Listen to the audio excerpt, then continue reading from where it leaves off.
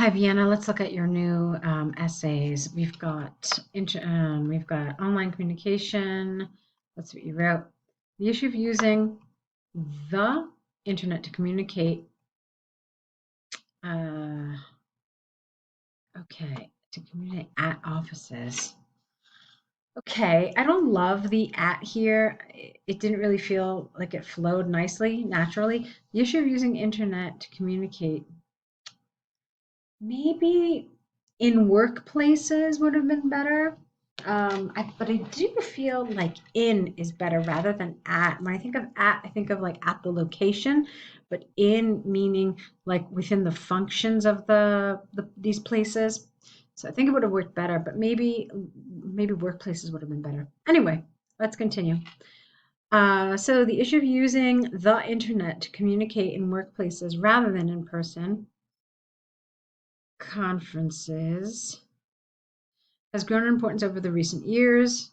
I would have gotten rid of the. In my opinion, there are both benefits and drawbacks for the employees and companies. This essay will discuss both views using a study by Harvard University and a report by United Nations as the example synonyms for points prove arguments. Okay, so far so good. Let's see what you said. On the one hand, there is ample evidence that online meetings can reduce the running cost of a company and increase its productivity. This is largely because many international companies have staff located, ED here, okay, worldwide. And so the internet allows staff to take part in a conference instantly and at all places around the world. Obviously, this can benefit both the staff and companies in saving time and money on traveling. For example, empirical research by Harvard University revealed that companies using online meetings, S here, instead of face-to-face discussion, can save over 10,000 US dollars and 75 hours on traveling for each staff in a year. Therefore, it is conclusively clear that online communication decreases the running cost and improves the productivity of a company. All right, so I like this except for this last sentence because look, it's identical to what you hear. Running cost and increase the productivity, running cost and improves the productivity, almost identical. So be careful. It's important that you use some new language, that you use some new vocabulary. This is just far too similar, okay? Other than that, I thought you did a really nice job of this. On the other hand, some people argue that the replacement of face-to-face meetings by online conferences, or you keep referring to them as conferences. I want to just remind you that the task doesn't talk just about conferences. Yes, it talks about face-to-face meetings, but it also talks about online communication, which covers many things. It covers, yes, online meetings, but it also covers texts, it covers email. Okay, so I feel like you're really limiting the scope of this essay by talking only about online conferences, okay? Online communication really covers all those other things as well. Okay, so I'm just going to change it. I'm going to say by online communication has a negative influence on the team spirit and the efficiency of a company. The central reason behind this is that the staff will have less time to interact with each other, so the relationship may be more distant. The decline in team spirit may cause poor management and delay in decision making in a team. All right, there's some awkwardness here. The decline in team spirit may cause poor management. I want to know why. And delay decision making. That's better. Poor commitment to the, oh, okay, so you've got what it causes. All right. So that's our verb, and then it causes these things: poor management, delay, poor commitment. All right, let's try it again. The decline in team spirit may cause poor management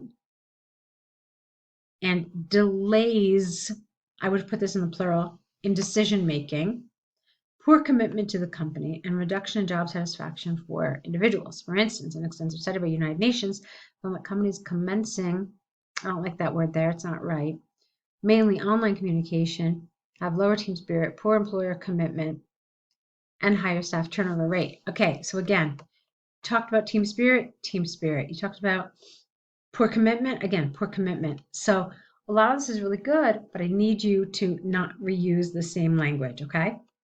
Thus, it is possible to state beyond doubt that online communication reduces personal interaction among the staff. So, how about, and so it affects the team spirit of the company. There are other words you could have used than team spirit.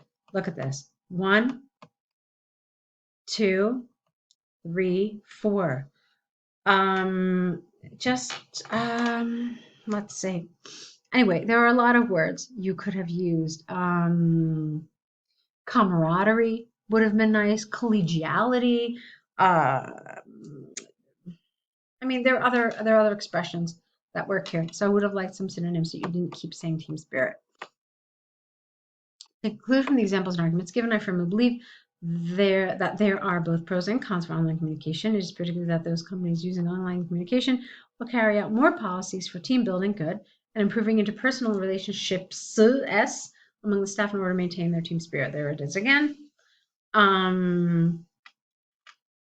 Yeah, like stronger bonds in the workplace. Even that would have been okay. Just like paraphrasing, not the same expression over and over.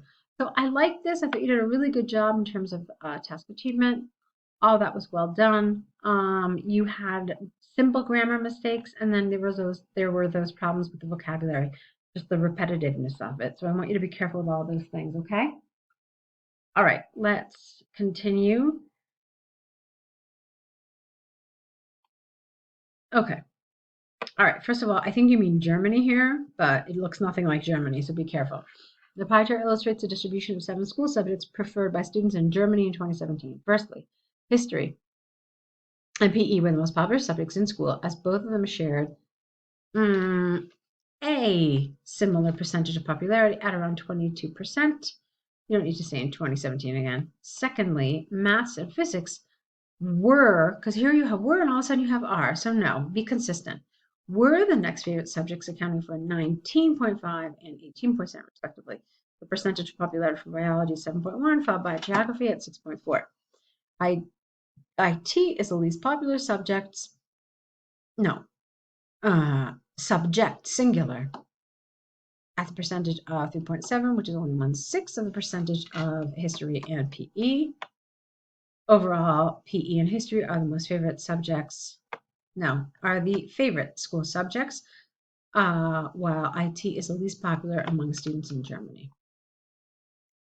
Okay, so this is really short. It's coming up at 116 words, which is what I thought.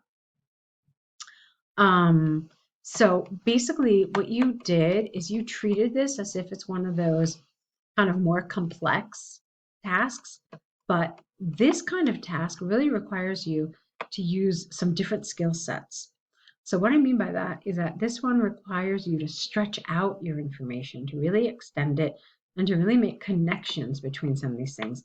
You totally missed those opportunities, and in doing so, you were really well below 150. Now, everyone knows, I think at this point, that there is no word minimum anymore.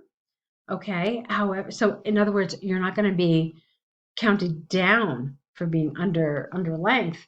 However, it's going to be really hard to get a good task achievement score with so few words. Okay. So,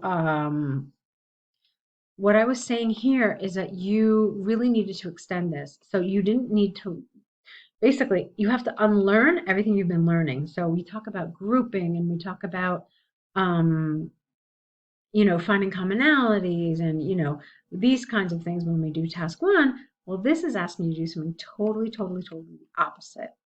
So in other words, you would not talk about the two subjects together. I mean, you could, but you're going to have to really stretch it out. So let me show you what I mean.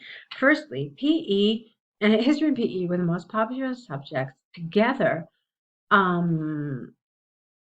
accounting for roughly half of the popularity among German students.